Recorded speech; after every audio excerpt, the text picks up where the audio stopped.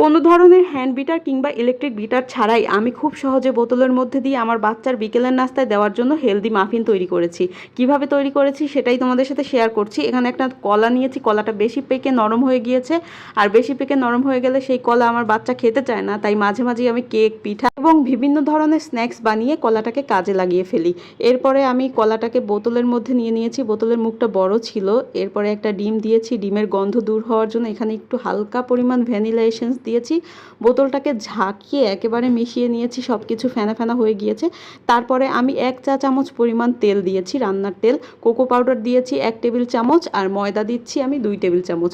যেহেতু বোতলের মুখ ছোট তাই ছোট চামচ দিয়ে দিচ্ছি, তাই মনে হচ্ছে অনেকবার করে বেশি করে দিচ্ছি, কিন্তু না, এখানে আমি 2 টেবিল চামচ পরিমাণই ময়দা দিয়েছি। সাথে দিয়েছি সামান্য একটু বেকিং পাউডার আর একটু লবণ। বেকিং পাউডারটা একেবারে 1 চিমটির মতোই দিয়েছি, বেশি দেইনি। বাচ্চাদের খাবারে বেকিং পাউডার, বেকিং সোডা এগুলো কম দিতে হয়, বেশি দিতে হয় না।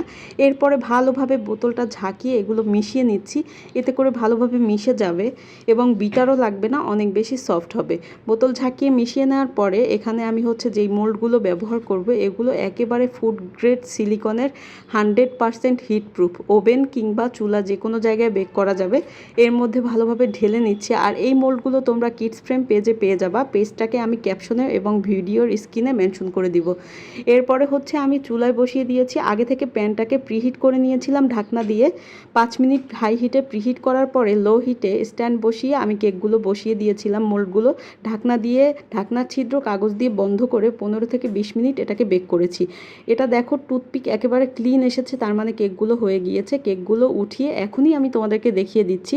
যেহেতু আমার বাচ্চা এগুলো পছন্দ করে খায়, তাই সে ব্যস্ত হয়ে গেছে খাওয়ার জন্য, তাই গরম গরমই আনমোল্ড করে নিলাম এবং তোমাদেরকেও দেখিয়ে দিলাম। এত সফট হয়েছে, তোমরা চাইলে যে কোনো ফল দিয়ে বানাতে পারো বা এমনিতেও কেক বানাতে পারো। তারপরে ডিম, সবজি দিয়ে মাফিন বানিয়ে দিতে পারো বাচ্চাকে। এই দেখো কতটা সফট হয়েছে। তোমরা কিভাবে বাচ্চাকে বানিয়ে খাওয়াও সেটাও জানাবে। আমি মাঝে মাঝে বিকেলের নাস্তায় বাহির থেকে খাবার কিনে না খাইয়ে বাচ্চাকে ঘরে তৈরি করে খাওয়ানোর চেষ্টা করি, এটা সবচেয়ে হেলদি ওয়ে।